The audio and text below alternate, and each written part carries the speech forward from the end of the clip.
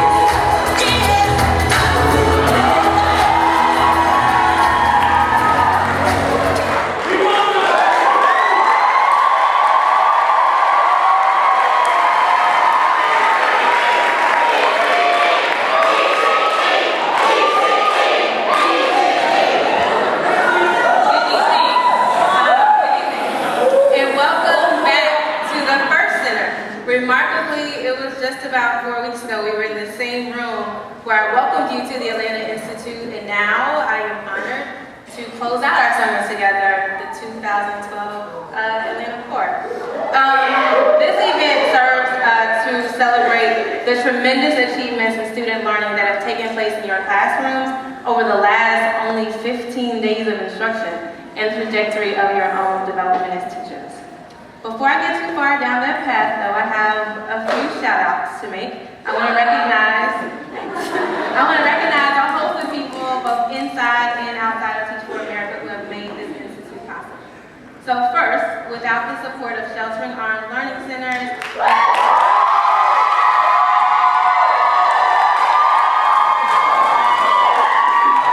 and Atlanta Public Schools,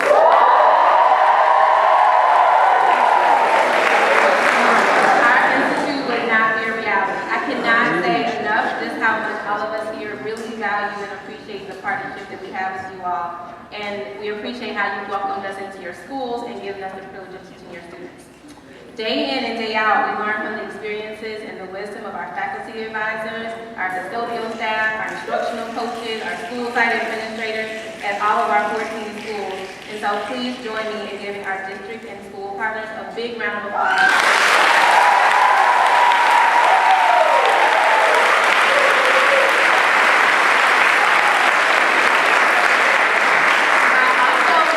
Thank the staff at Georgia Tech for their support of our program.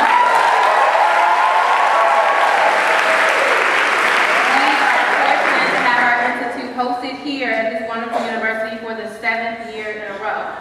And I've had the experience of visiting several of other institutes, and I must say that not only is our university site better than institutes in the past, but it's actually the best of all 9 institutes.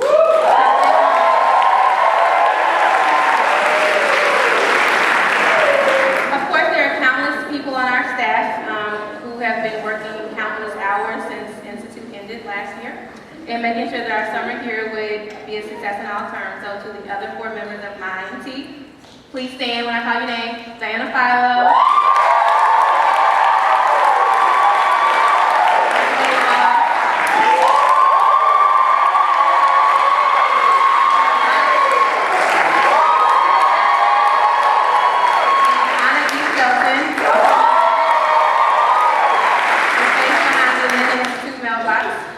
Thanks to each of you for everything that you've done to make sure that every detail was taken care of and that our staff members and core members can focus on students this summer. I have to personally say that they have pushed my own leadership over the last several months and showed me every day this summer what perseverance and good humor look like in concert. So thank you to the group, ladies. There are other institute leadership staff members I want to recognize who have also been critical to our success behind the scenes. So first to Kyle, I don't know where you are. Kyle over there.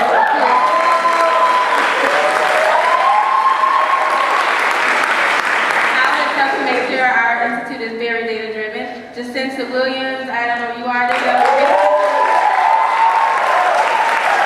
has been working with our curriculum and literacy specialists, helping them to shine. And then Lauren Lamont, where are you?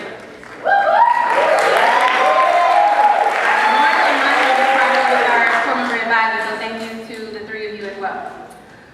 In order for Institute to run and for us to be able to learn and teach and have an impact on our students, our housing, our food, our technology, our school operations, our workshops and resources must all be delivered with exceptional and efficient mastery. So to say that managing the operations of the Atlanta Institute is a difficult task would be a tremendous understatement.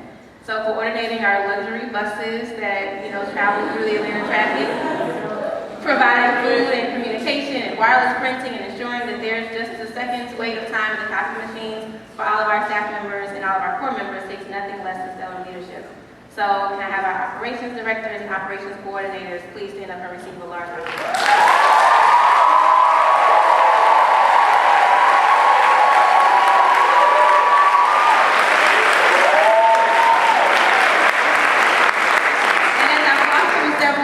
This summer, I've noticed how seamless our logistics at our school sites have been.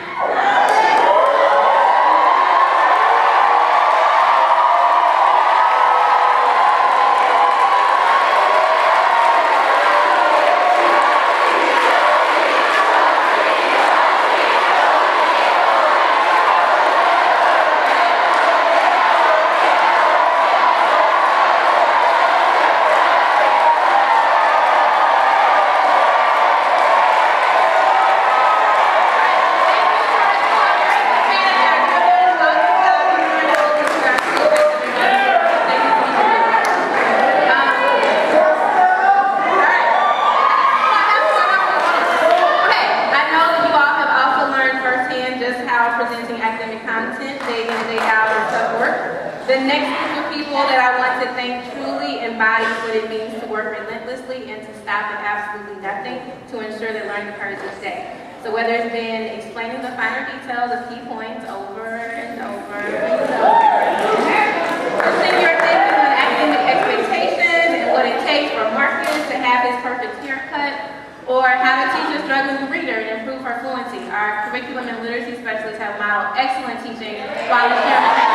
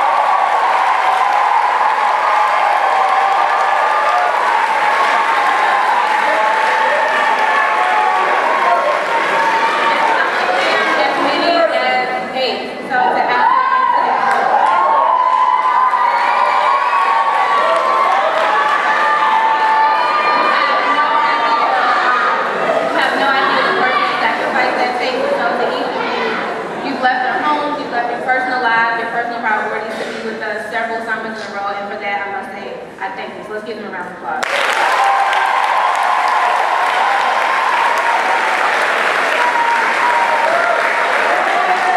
All right, and then last but not least, I want to honor you, the 2012 course.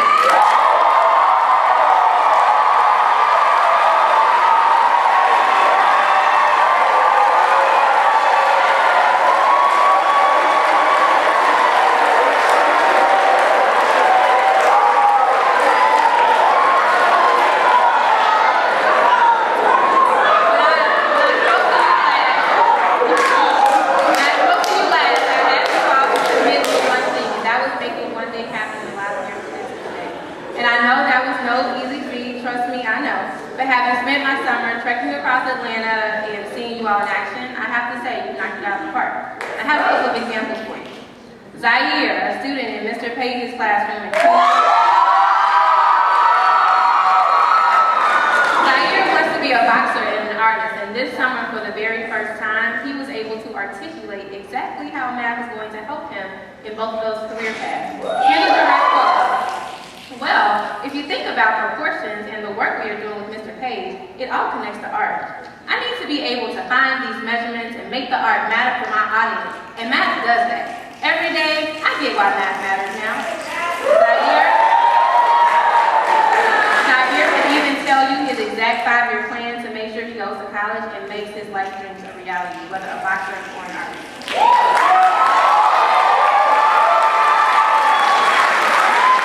Students at Douglas who arrived at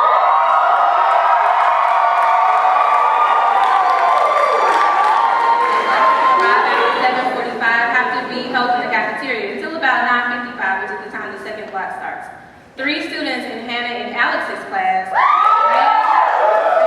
ran to an administrator begging to be excused for their tardiness, claiming they needed to learn Spanish and really needed to be in class.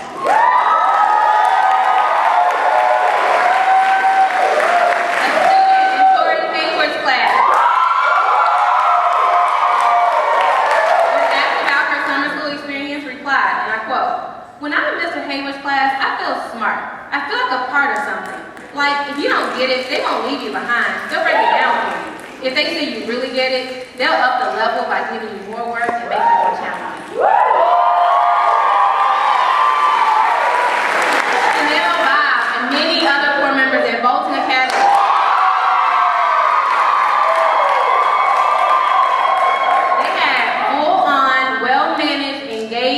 rigorous lessons with students outside in 100-degree plus heat on the platform. And those students understood beyond a shadow of a doubt that there was no excuse for maximizing each day in summer school. So thank you to those teachers at home. Sarah, a core member at Best Academy, she learned that one of her students wanted to be a lawyer, so she researched law firms in the Atlanta area and had one attorney send in a video with words of encouragement for her students, explaining the impact of strong reading skills in their lives. Needless to say, this class also has some of the highest mastery of reading.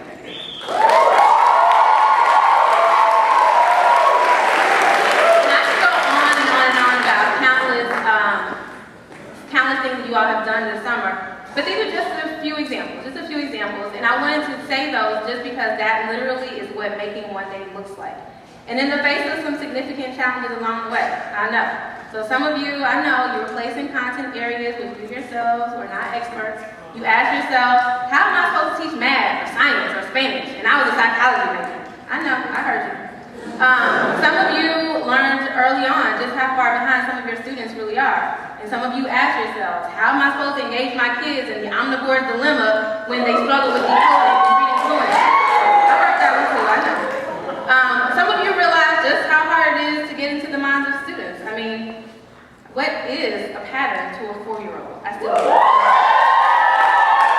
And some of you, a lot of you, worked on lesson plans for countless hours only to be told that your objective changed or you didn't have practicing, your guided practice coordinates, your assessment wasn't aligned. I got a lot of feedback.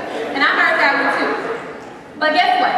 Despite all of those challenges, you still did it. You still had a meaningful impact on the students that we served this summer. And you should give yourselves a round of applause for that.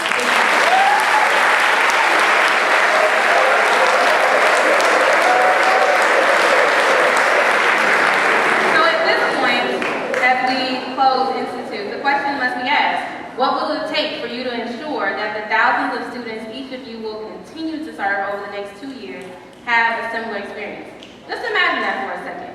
Imagine what would occur in New Orleans, in Ohio, in South Carolina, in right here in Atlanta, if each one of us in this room was able to build off what was started this summer and have this type of impact with every single student that we serve. Imagine the impact in those 4 regions, within our country, and most importantly, in the education your students will come to know. Based on what we've seen this summer, I think it's possible. I've seen you planning, investing, managing, using instructional strategies that have truly moved your students towards the personal and academic growth that we've talked about. I've heard stories of folks going to baseball games, tutoring students, engaging in community events in meaningful ways that have really shown your vested interest in the lives of our summer school students. And this quality, this true ownership of your students' results, both inside and outside of the classroom, that's what's going to make the difference between complacency in society and actually expanding educational opportunities for our students. This is bold teaching, this is believing, and you have embodied that this summer. And that's what it takes to make one day happen. So when you enter your classroom in just a few short weeks, the stakes will be even higher, and the challenges, I promise you, will continue to be great, if not greater, than what you experienced this summer. And there is no combination of BMC, RTC, COA, EWRC, all of that, or any other combination of letters you can come up with that's going to create the perfect classroom environment. Instead, it's going to require you. It's going to require all of you. The continued leadership that you bring each and every day to this endeavor will be the leading and deciding factor in whether or not students will receive a rigorous and inspiring education. Over the next 2 years, I promise you will be inconvenienced, you're going to become frustrated, you might even be mistreated or disregarded, and those moments cannot be an excuse. Instead, they should be a catalyst for your continued leadership. So I thank you in advance for reminding yourselves in those frustrating moments that this time is not about you. It is truly about making a difference in the lives of our most deserving children. This time is about yielding to a mission greater than us all. This time is about being willing to try, to fail, to get it wrong 1,000 times before ever getting it right. This time is about pressing, persisting, demanding the best and the most from yourself and from your students, regardless of the context in which you work. This time is about being someone new, doing something different, dying to yourselves and your needs for the sake of those we serve, our children and our communities. This time is about choosing to empower the leadership that brought you to this movement to begin with and continuing to make a meaningful impact in the lives of your students. Therefore, choose to be happy. Choose to endure. Choose to rejoice over small victories and insist on large ones. Choose to love. Choose to be the change your regents need. Choose to be the change our students need. Choose to change your mind, change your life, change the lives of the students that we've committed ourselves to serve. And most importantly, choose to make one day happen each and every day in the lives of our students. Thank you.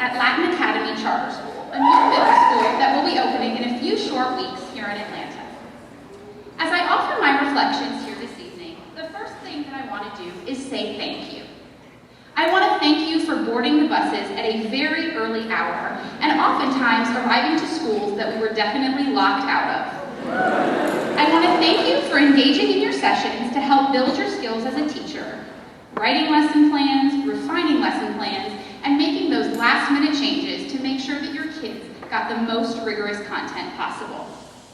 I want to thank you for taking and implementing feedback from your CMAs and your staff members, which is sometimes hard to do for our perfectionist type A personalities. I want to thank you for holding your students to high expectations and not just making sure that classrooms were compliant and on task, but also interested, hardworking, and joyful. Most of all, however, I want to thank you for truly making the students students of Atlanta, who after 8 years of being here, I truly consider to be my kids, your students this summer. Just as I have a special place for Samuel, one of my first students at the Houston Institute years ago, I know that you will take the students of Atlanta with you, and they will become part of your story. As I continued my reflection on the work we did here this summer, I want to acknowledge the challenges that we encountered. Challenges that came along with partnering with a district who was totally changing their approach to summer school, and a nation that is finally implementing common standards to put all of our children on a level playing field by increasing the academic rigor. Though challenging, this experience was indeed authentic to what you may face in the fall. We had challenges to use a curriculum that was a little bit prescribed and then melded with what we were learning with our Teach for America best practices. We had the chance to test out the Common Core standards, which will eventually be implemented in all of the states represented here this evening. And the Common Core work we did this summer is actually going to influence the way that this curriculum is implemented in an entire district this fall. When I think about the challenges that we faced this summer and ask myself what led to the success that we saw at Hope Hill, I truly believe it can be attributed to the partnership with the Hope Hill staff and the community that we built. This partnership began in the spring when I had the opportunity to spend Saturday school with my SSAs, Emily and Alex, and learn about both their leadership style and their vision for summer school at Hope Hill. We also built off of our community, and we had the awesome opportunity to be in the historic Martin Luther King district, and made our school theme, Honoring History, Developing Heroes. I then watched my core members become heroes for one another when they spent a differentiated time in one another's classrooms, making sure that Rashad and any other students that missed a day of school got caught up and accessed the material. The relationship that we built with our FAs this summer began with a potluck on the first weeks of school and ended with us giving them Hope Hill Hero Awards, and even with Ms. Lockhart inviting her core members over for dinner. I even had a number of Atlanta core members who are choosing to call our school community, the Old Fourth Ward, their home for the next 2 years. The relationship that we had with our community and our Hope Hill staff really helped us to overcome any challenge we faced for the good of our students. Everyone has a different institute experience, some more challenging than others. As you continue to reflect on your institute experience, I want you to ask yourselves, in what way will your institute story impact the teacher you are and you will become? If institute was personally successful for you, I want you to think about what you're going to do in the coming weeks to continue that wave of success. And if institute was more challenging than you anticipated, it is okay. This experience does not have to define you as a teacher, but should just be part of your development and push you to seek out the additional resources that you need. No matter what your experience is, I do want to tell you that you will continue to be pushed and grow every day of your next 2 years. That, however, is one of my favorite things about teaching and why I've stayed in this profession for 8 years. It never gets easy. More manageable, yes, but easy, no. And in my opinion, if it gets easy, then you aren't doing it right, because there is no limit to how much our kids can learn. Finally, I want to leave you with one of my favorite sayings when I think about this work. To whom much is given, much is expected. You are given the title of teacher, and you are given a classroom full of children, waiting for their lives to be enriched and transformed because you, their teacher, are part of it. Much is expected from you. I also, however, want you to rest assured in knowing that you have what it takes, and in fact, you've had what it takes since you opened your acceptance letter months ago. You grew from your experiences here at Institute this summer, and you will continue to grow in your region and in your school community. And as you learn these new skills and good teacher habits, I want you to remember to make them your own. Finding your teacher personality and using your strengths as a leader is the only way that truly transformational learning will happen for your kids. Thank you for accepting this challenge.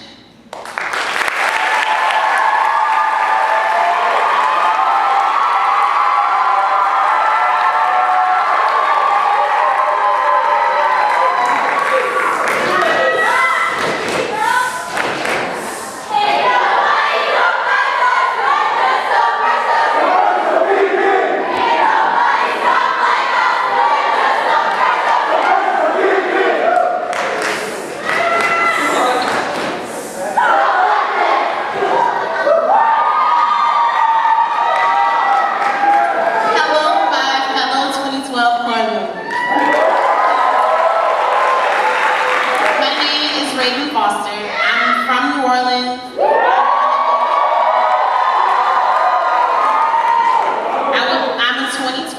Greater New Orleans Core member.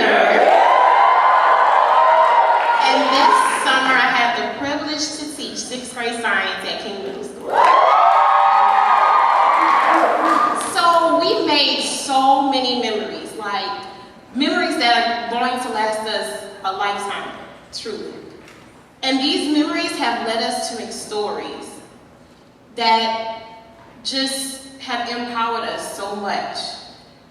Every story is important, and tonight I'm going to share mine with you. I hope that my story can help you to reflect on some of the experiences that we've had this institute, and also shed light on the experiences that will come when we go back to our regions. Good morning, scientists, I said when I walked into my classroom. Good morning, Ms. Foster, my student said back. All right, now I need a volunteer to come to the front so we can do the Dougie Daily. Darius' hand shoots up. All right, Darius, come on. Darius came to the front. I said, okay, now you gotta lead. 1, 2, 3. To Dougie means to develop outrageous urgent goals in education. When I have a college-bound mindset, which includes holding myself accountable for my actions, being a leader in my own education, and setting goals that I will reach. With hard work, I will achieve and exceed my own colossal dreams. This is a statement that was said by my Dougie scientists and I every single morning. This was the vision that I came up with, and I came up with this because I was like, what can I do that will make them as invested as I am in this vision? This is what we decided to do, and we worked to not only incorporate this vision in class, but in everyday life circumstances. Now, I must admit, I was very apprehensive about this class in particular that very first Monday when I stepped into the classroom. It just so happened that the previous Friday, I, along with the rest of the members of my co-lab, was given the opportunity to observe a class. We were taken back by the unruly behavior of that class. I mean, heads down, just totally disengaged, walking around, y'all know. So, little did I know, they would be mine all too soon. So I guess you must be thinking, okay, so now what was your mindset? What would you go into that class thinking? Well, I was extremely nervous, but I refused to believe that my class would be capable of success during our time together. Along the way, I definitely realized that this is the hardest thing I've ever done in my life. Especially because I definitely am one of those type A personalities, and I definitely tend to be a perfectionist. So when I wasn't the best at doing lesson plans and writing assessments and writing guided notes and all of that, it just really, really took a toll on me, like I'm sure it did on a lot of you. But I had to realize that just because I wasn't the best didn't mean I couldn't be the best for my kids. And so I went into my classroom with that mentality. Again, this is probably the hardest thing I've ever done in my life, but I can't recall anything that has brought me more joy. Later, I became ashamed of the prejudgment that I bestowed on my class because they truly showed me what a hardworking and invested class can be during our time together. Not only will I continue the mindset that every kid can develop outrageous urgent goals in education, but that they can work hard towards really achieving that. When times get rough, I'm gonna think about the first day when I saw Darius and how his head was on the desk and he just was not in it. And then when he got to my class, how every single day when we did our Dougie Daily and our Dougie shout-outs, his hand was the first one to go up because he was so invested. Then I'm gonna think about Monte and how the first day when I saw him, he was so competitive. He just wanted to be the best. He didn't care who he had to step on to get there. And then I think about in my class how when I announced that Kayla had the most hundreds on the Doing My Dougie board for her assessments, he turned around and told her congratulations. And then I'll think about Kayla, who on the survey that I gave to them wrote, "Miss Foster is one of the best teachers I have ever had. She talks too much, but that's okay." And then finally, I'm gonna think about Yuda, who is he's this tall, literally this tall, but is the biggest bully in the school. And I'm gonna think about how every teacher hates to have him in their class, but I gave him a positive phone call home. And when I gave him that phone call home, his mom was like, "Are you sure?" But it just did something for me to be able to give that positivity to him and his mother. And when he came back in my class the next day, he was in it to win it. And that's how it was for the rest of the time. Aside from all of these experiences, I've learned a few things. I've definitely learned that the behavior management cycle is a miracle. I've learned that patience is a virtue. Organization and time management is key. Your attitude is a direct correlation of your students. They walk into your classroom expecting you to be that person that's going to take their minds off everything else. You have to suspend your judgment, and you have to keep in mind those blind spots that you might not see. And on top of everything, you have to make a vision that not only you will be invested in, but that your kids will be invested in, so that you can work towards it together. If nothing else, I know that my kids will always remember that statement. "Did you do your thing today?" I know they're gonna always think about those shout outs that they gave to each other, because I felt it was really important to not only motivate yourself, but to motivate the people around you, because you're a team, and it does take a village.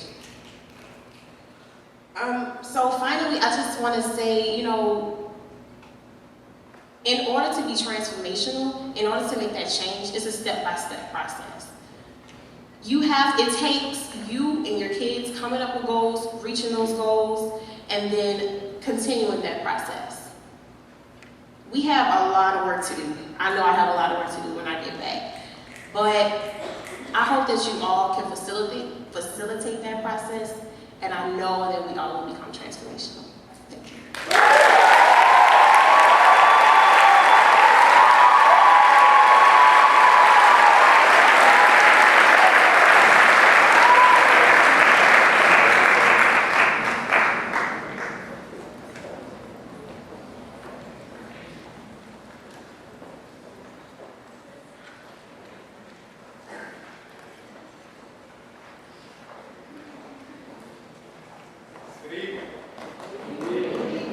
Good evening. It is an absolute pleasure and honor to be here with you all once again. My name is Courtney English, a proud graduate, former teacher in the Atlanta Public School System, and board member of the Atlanta Public Schools Board of Education. Thank you. I'm actually a proud graduate of Frederick Douglass High School.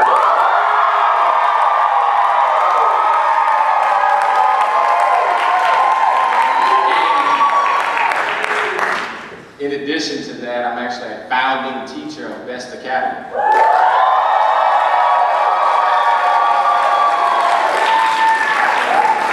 I have some good news, and then I have some news that is yet to be determined. Say that again. I have some good news, and then I have some news that is yet to be determined. Raise your hands if you want the good news first.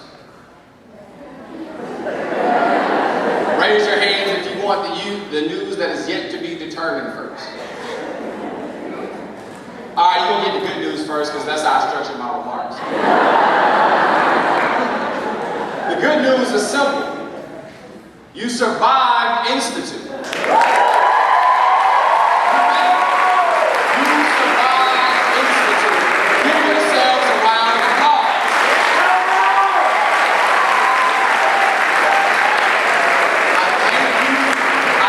Your service, I honor your commitment, and I'm grateful that you have decided to give your life to something bigger than yourself.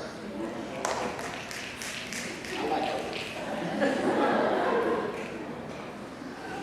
A couple of weeks ago I was here, and then for a great many of you, maybe not all of you, the students that you saw this summer were mere numbers. They were data points. They were statistics that told an unfortunate and ugly story about how perverse and pervasive the achievement gap was, not only across this nation, but here in Atlanta. That was then, this is now. Now, those numbers have names. Those numbers, those statistics have faces. You have heard their stories. You have felt their plight.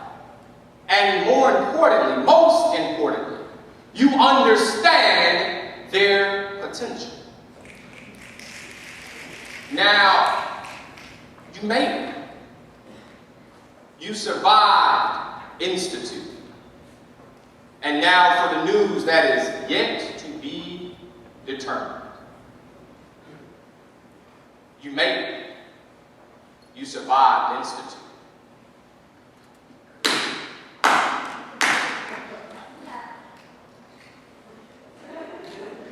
Now, so what? So what? Institute was tough, for many of you difficult, but you survived. But the sad truth is that Institute pales in comparison to what you are about to face. The long nights, the long days, short nights, pale. They are nothing in comparison to what you are about to do. Your days will be long, your nights will be far too short, your thank yous will be far too infrequent. You will feel underappreciated, dejected, rejected. You will wonder why you involved or decided to get involved in this fight altogether. I had one of these moments. My second week of teaching. I was in the classroom, I was a second grade social studies teacher. And I was in the classroom giving what I thought was the best possible lesson about Inca and Aztec. You know how you write it up on the lesson plan, and then you map it out, you might, script it, you might practice in the mirror, and then get in the classroom and the exact opposite happen.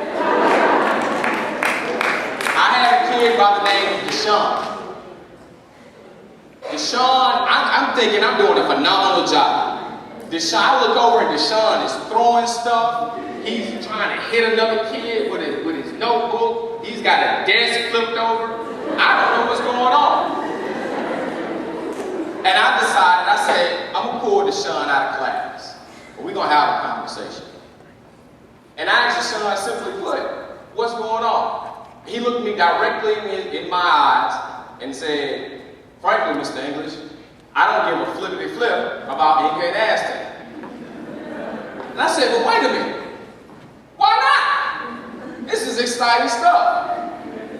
He said, Inca and Aztec is not going to help me feed my little sister. You see, Deshaun Roy was 12 years old and the head of his household. Deshaun was a kid whose mother flat out looked at me and said his dad wasn't expletive, his brother wasn't expletive, and more often, he's not going to be expletive. Deshaun was a kid who saw his father murdered in front of his eyes. You see, Institute can't prepare you for that. That's not in the books that you've read. That's not in your DCA sessions. That wasn't it. Those kinds of stories require a different kind of attitude. You see, it's in those dark moments, though, I want you to focus on a number. 212. 212. You see, at 211 degrees, you just got a pan of hot water. But at 212, water boils. Boiling water creates steam, and steam can power a locomotive.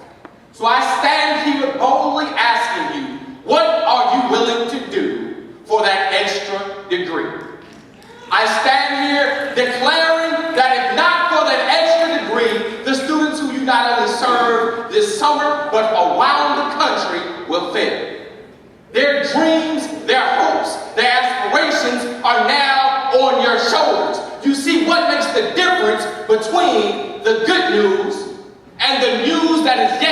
determined is how far you are willing to go for that extra degree.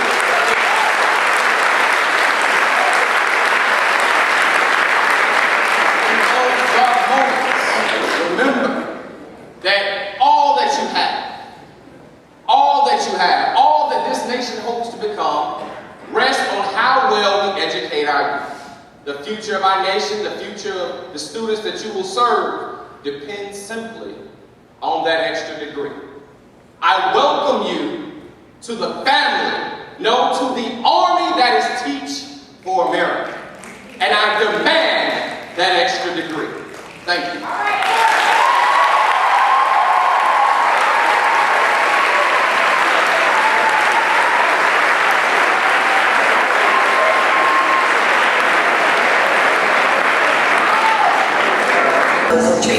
Look at your goal and see how you can get better and better. Finding the little things that make you happy. A milkshake from Sonic and a delivery pizza. Catching up on our TV series. Candy. Sugar books. You go outside, go somewhere that you will feel peaceful and calm, and never let your students know that you're on the edge of bursting out, about to break. You want to keep that going on, Mom, babe? Dance break! Hey, I'm just making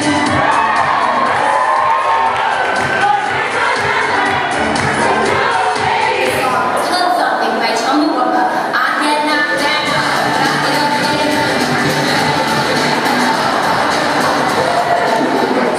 Do what you love. Using my planning period to work on my jump shot. Go and rent, stand and deliver. When my teacher, Miss Clifford, I just give her a big good luck to all your teachers. Bye, good luck. Bye. Good luck in your first year. Good luck, you teachers.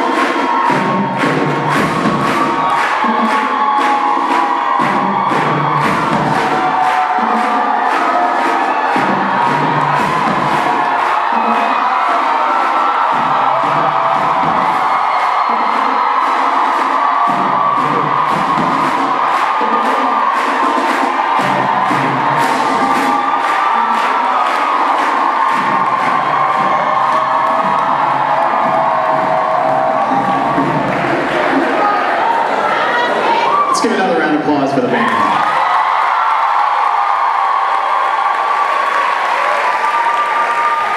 So my name is Peter McKnight, and about 10 years ago, I cannot believe it was 10 years ago, I was sitting in a room like this in Houston, Texas. I was a 2002 corps member, Metro Atlanta.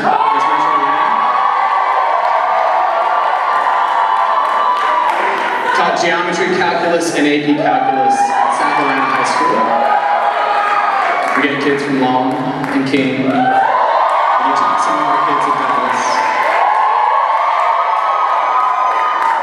And I've worked there 4 years as a teacher, 1 year as an academy leader and as a teacher, and now 5 years as a principal. So that's 10 years at my placement school.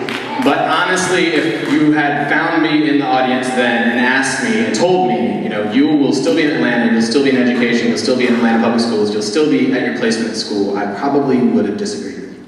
And if you had told me that I would be principal of my placement school, I would have told you were crazy. I was progressively minded like many of you. I just didn't know exactly what I wanted to do.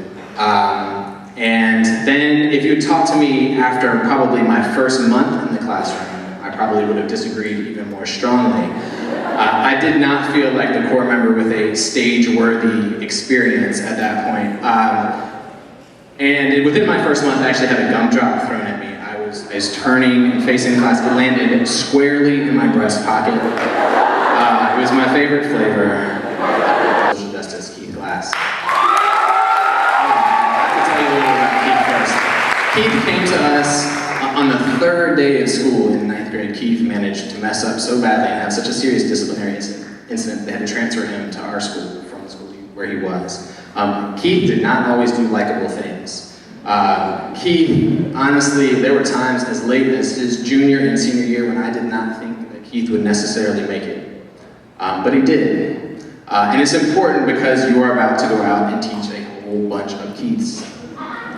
And they're going to do things that you don't like. But they have a tremendous amount of potential. And they deserve your hard work. And more importantly, they deserve your positivity even in their worst moments. So, good luck. And it is now my distinct pleasure to bring to the stage Mr. Keith Ian Glass.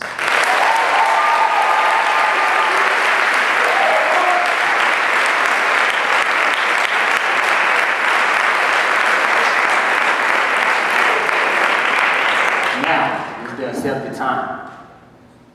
Not tomorrow, not some more convenient season. It is today that our best work can be done, and not some future day or future year. It is today that we fit ourselves for the greater usefulness of tomorrow. Today is the seed time, now are the hours of work, and tomorrow comes the harvest and the playtime. Thank you again, Mr. McKnight, for the long words. 2 years. From my understanding, you all have committed 2 years to being inside this classroom.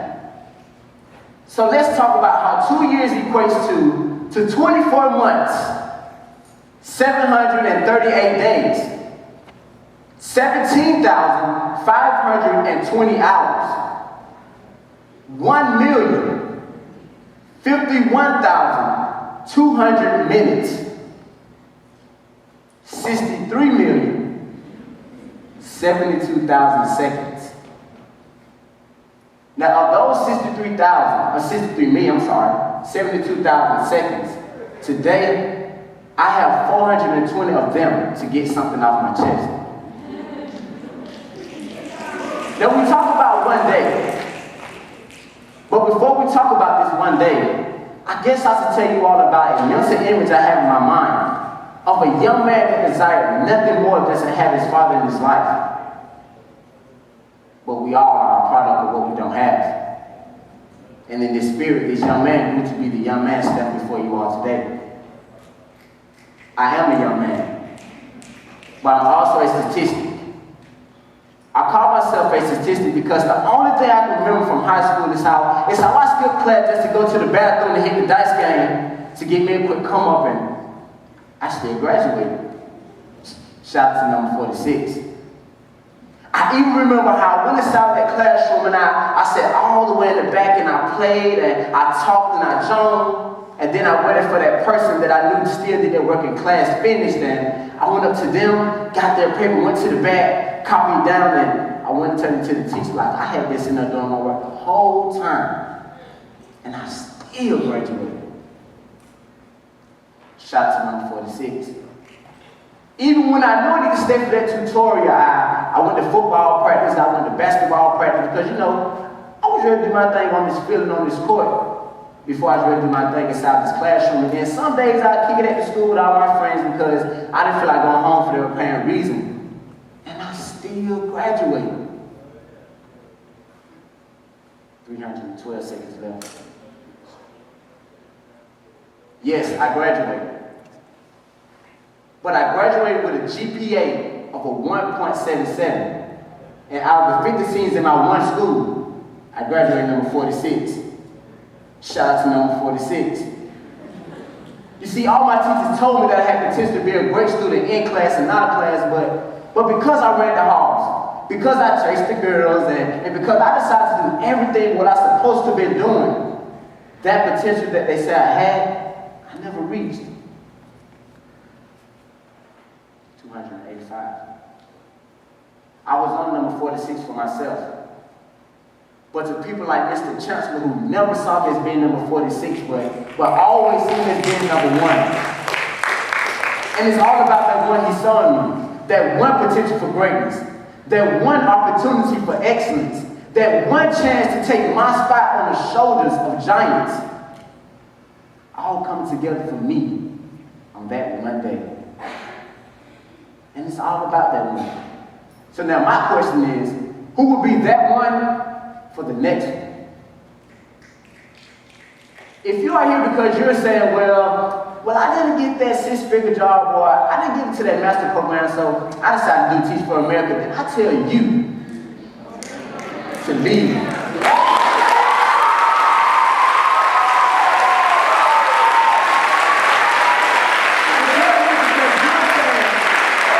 If you are here because you're saying, well, I've done so many great things in life, and Teach for America on my resume will look even better, I tell you to leave.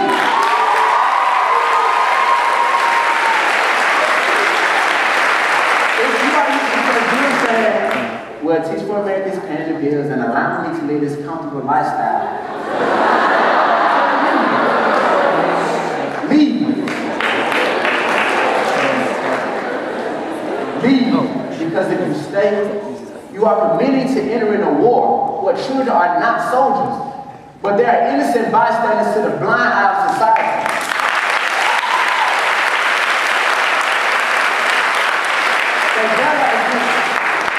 They battle against stereotypes. They battle against poverty, low expectations, classism, and the social inequity as we wage war and argue who is to blame. One thing I know to be true. One thing that I know for a fact is that the students would not make it easy for you inside of the classroom. I can guarantee you that. So when you feel that you have done everything that you could possibly have done and you reach your tipping point, remember that the students in Greater New Orleans cannot afford to be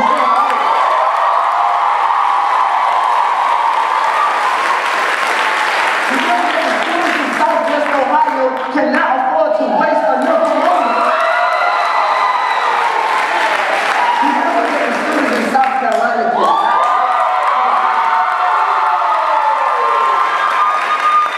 The students in Metro Atlanta cannot.